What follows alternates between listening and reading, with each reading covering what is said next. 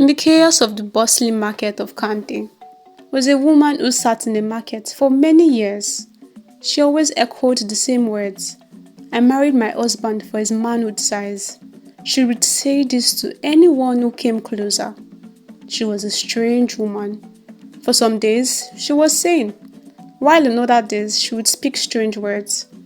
Amame, a young entrepreneur with a small kiosk neighboring Joy's usual spots, had always been both fascinated and slightly apprehensive of the older woman's candid remarks.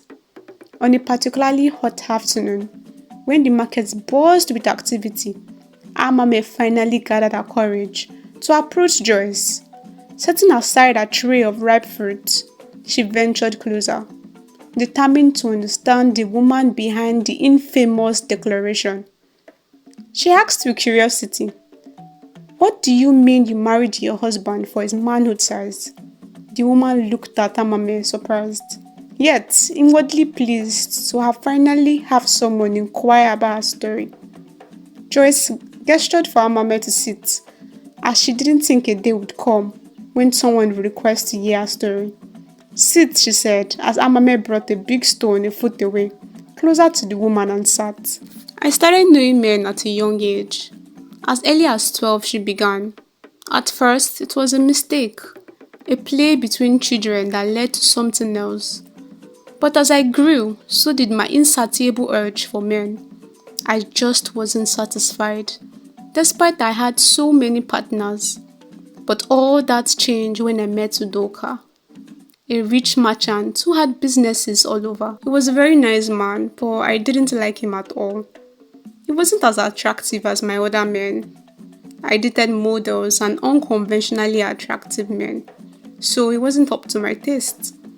Udoka was relentless though. He wanted to date me by all means, and so, one day when he invited me to his home, I obliged. After a couple of shots of alcohol, I gave in to him, and it was my best experience with a man. His manhood was big, and I realized I had found what I have been searching for all these years. I agreed to be in an exclusive relationship with him, and Udoka was extremely happy. One day, shortly after we got married, as I was in the salon making my hair, I heard some women discussing, and one of them mentioned how her husband's manhood had reduced after she gave birth, and the second concurred. So, I decided I was never going to get pregnant.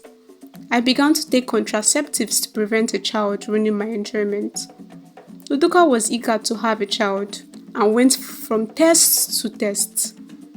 He insisted I went too, and I did, because nothing was wrong with me. I just didn't want any children.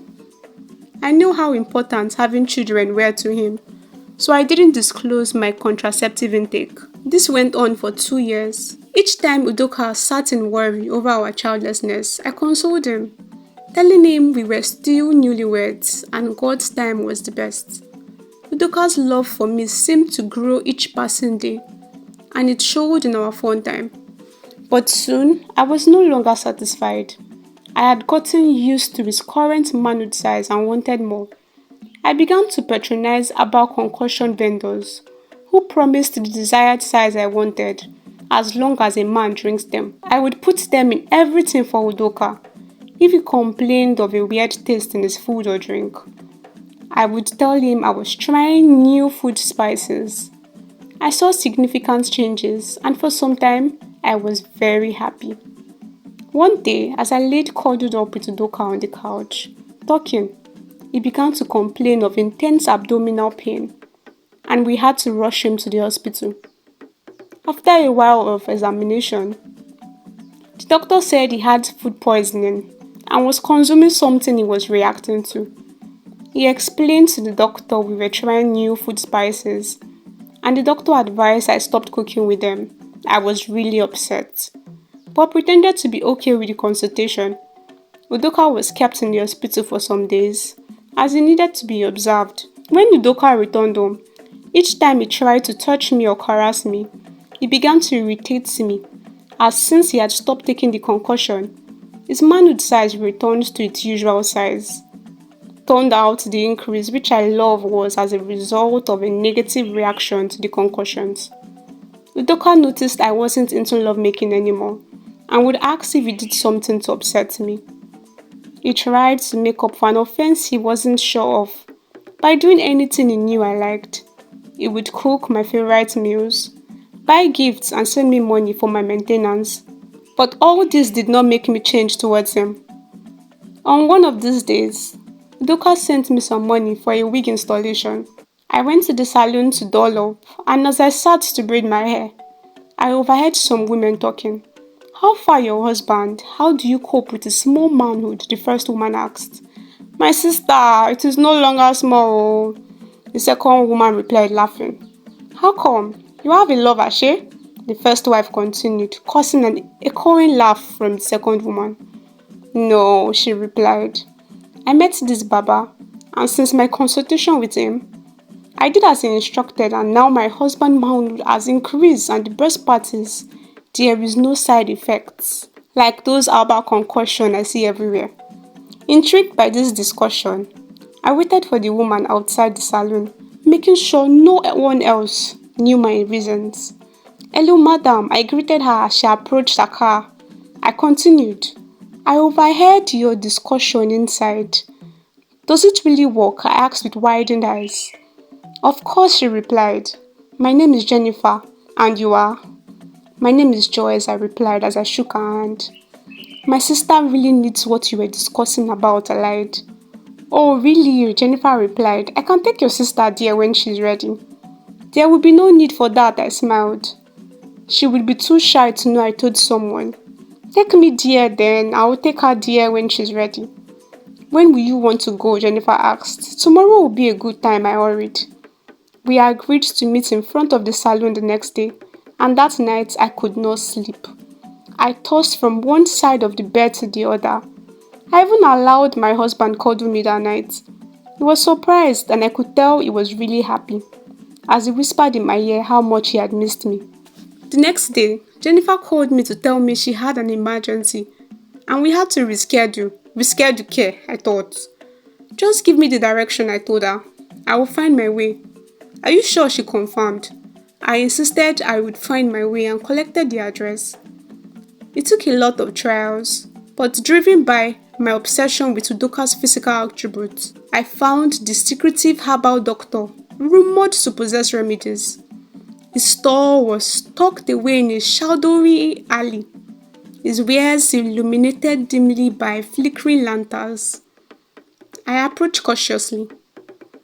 The herbal doctor, an elderly man with a knowing glint in his eyes, listened intensely to Joy's request with a crooked smile. She told the native doctor she wanted her husband's manhood to increase on a daily basis. He produced a small vial filled with a murky substance. "This will give your husband what you seek," he assured in a gravely voice, handing her the vial wrapped in a frayed piece of parchment. And he asked me to bring his boxers, Joyce continued. "All of them, and make sure each time my husband got a new one, I washed it with the elixir." I returned the next day, and soon my husband's manhood began to increase daily. Joyce laughed as she paused, looking at Amame, whose eyes were wild with shock. "Isn't that dangerous for him?" Amame asked. Joyce shook her head as she looked at her feet. "I didn't care about that." And she continued the story. Everything was great in the bedroom, at least for the first few weeks. But soon, Udoka began to lose appetite for food, and for sex as well. And in return, he lost weight. But I kept insisting he pleasured me, and threatened him to go elsewhere. And because he loved me, he continued despite his body diminishing. One day, as Udoka's sister, who had not been in the country since I married him, visited with her husband, who was a doctor, she noticed Udoka's extreme transformation and insisted he took some medical examination. I told her my husband was fine, but she refused. Udoka was tested, but his results were fine. I was happy as this meant I still had my husband's ever-growing manhood. Udoka stopped going to work as he was too tired to supervise his workers and was always home with me. Honestly, I didn't mind this. But my happiness was short-lived. As one day, as I washed Udoka's boxers in the concussion I was given by the Baba, rain fell and Udoka rewashed them himself, which was a caution I was given by the Baba. Udoka was never to wash them himself. Immediately Udoka washed them. Joyce paused and began to laugh. The charm lost its potency and my husband slowly returned to his healthy self, but his manhood was no longer what I wanted. Enraged, I insisted the marriage ended. As confused, Udoka asked why I wanted to end our marriage. I told him all I had done to increase his manhood and how he kept ruining all my attempts. Udoka stopped begging me and kicked me out. Our divorce was finalized and I didn't care. I would find my dream man with the size I wanted, I declared. But years went by and no one seemed to fit as much as Udoka. Udoka found a new woman and they gave birth to 3 children. But here I am 30 years later. I still haven't found any man that fits my desire. I lost a man that loved me in my search for a big manhood. And my loved ones who heard all about what I did to Udoka stopped meeting with me as well. As Joyce concluded her emotional narrative with tearful sobs, Amame listened intently, her heart heavy with the weight of Joyce's journey. She saw in Joyce not just a cautionary tale of misplaced priorities, but a testament to the fragility of human desires and the enduring importance of genuine connection in relationships. In the end, Amame took away a profound lesson that love, stripped of superficialities and expectations, thrives on being authentic and mutual respect. Joy's story served as a stark reminder that true fulfillment in relationships lies not in physical attributes or fleeting desires, but in the deep bonds forged through empathy, understanding, and unwavering support. Thanks for staying tuned to this point of the story. If you liked this story, please hit the like button, subscribe, share this story with as many people as you see fit. And if you skipped the ad during the story, please go back, start the story all over again, and don't skip ads in the future, please. As watching my ads help the growth of my channel, and as always, see you in my next video. Bye, bestie.